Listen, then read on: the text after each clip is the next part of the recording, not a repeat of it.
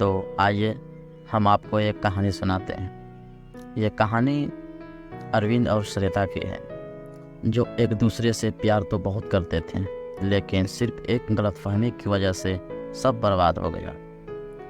दोस्तों, ये कहानी अंत तक ज़रूर सुनिएगा।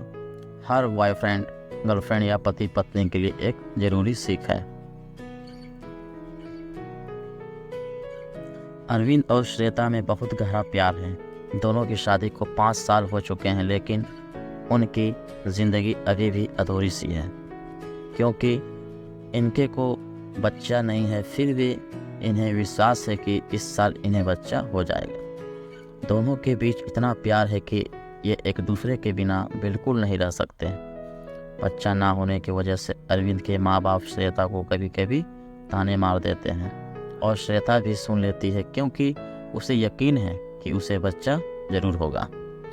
यूं ही समय बीतता चला गया, और एक दिन जब अरविंद ऑफिस से घर आ रहा था, उसने श्वेता को बाजार में किसी दूसरे मर्द के साथ देखा। श्वेता और वो व्यक्ति बहुत खुश लग रहे थे, और ऐसा लग रहा था कि वे दोनों एक दूसरे को काफ़ी वक्त से जानते हों।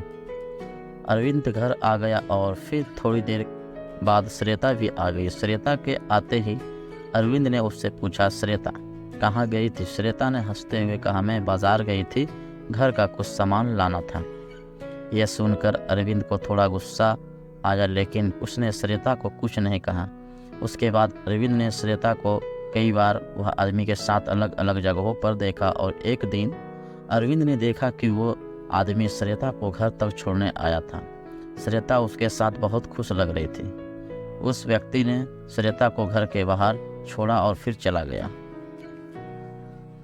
अरविंद का दिल बहुत दुख रहा था, लेकिन श्वेता को खो देने के डर से उसने उसे कुछ नहीं बोला। एक दिन अरविंद घर पर बैठा था कि तभी श्वेता का मोबाइल फ़ोन बजा। श्वेता बाथरूम में थी, इसलिए अरविंद ने फ़ोन उठा लिया। फ़ोन उठाते ही दूसरी तरफ से आवाज़ आई, हेलो अरविंद, मैं थोड़ी देर में घर आ रहा हूँ, कुछ ज़रूरी बात करनी है। बस इतना कहकर उस आदमी ने फ़ोन काट दिया। अब अरविंद ये सोचने लगा कि उस आदमी को उसका नाम कैसे पता। अरविंद के दिमाग में कई तरह के ख्याल आ रहे थे। अरविंद को लगा कि शायद ये वो आदमी है जिसके साथ श्वेता अक्सर घूमती है।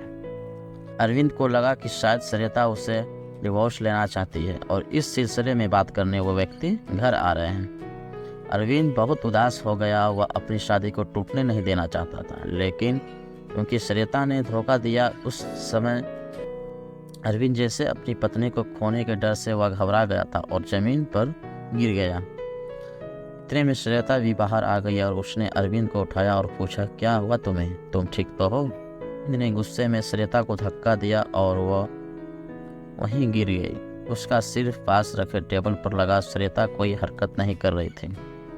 कांपते हुए हाथों से अरविंद ने श्वेता को अपनी बाहों में उठाया और देखा कि उसके सर पर बहुत गहरी चोट लगी है, जिसकी वजह से श्वेता बेहोश हो गई है। तभी अरविंद की नज़र श्वेता के हाथों में पकड़े हुए एक एनवेलप पर गई। उसने एनवेलप खोला तो उसमें लिखा था, डियर अरविंद, मैं तुम्हें कई दिनों से बताना चाहती थी, लेकिन सोचा कि तुम्हें सरप्राइज दूँ। पिछले कुछ दिनों मैं अपने इलाज के लिए एक डॉक्टर के पास गई थी, और वो डॉक्टर मेरी कजिन था जो बचपन में फॉरेन चला गया था। उसने मेरा ट्रीटमेंट शुरू किया था, और अब मैं 2 महीने की प्रेग्नेंट हूँ। आज मैंने उसे अपना कजिन को खाने पर बुलाया है, तो मुझसे मिलकर बहुत खुश हो गया। तभी दरवाजे की घंटी बजती और अरविंद दौड़कर दरवाज़ा खोलता है। दरवाजे पर श्वेता का वही कजिन खड़ा था, और वह कहता है, अरविंद, मैं नीरज हूँ, श्वेता का भाई, कैसे हो तुम? तभी नीरज की नज़र श्वेता पर पड़ती है। खून से सनी हुई ज़मीन पर पड़ी थी। नीरज फौरन श्वेता को हॉस्पिटल ले जाता है, और वहाँ श्वेता कोमा में चली जाती है। श्वेता अपने बच्चे को भी खो देती है। अरविंद अपना सिर पकड़े श्वेता के पैरों पर बैठा उससे माफ़ी मांगना चाहता था, लेकिन श्वेता अभी भी कोमा में ही थी। एक छोटी सी गलतफहमी ने श्वेता और अरविंद के रिश्ते में भूचाल ला दिया। दोस्तों, यह कहानी हमें बहुत बड़ी सीख देती है। गहरे रिश्ते में किसी भी नतीजे पर पहुंचने से पहले अपने पार्टनर से बात ज़रूर करनी चाहिए। खामियां हम सब में होती है, लेकिन हम पार्टनर पर इल्ज़ाम लगाने से पहले अच्छे से जांच लें, और सबसे ज़रूरी उससे खुलकर बात करें।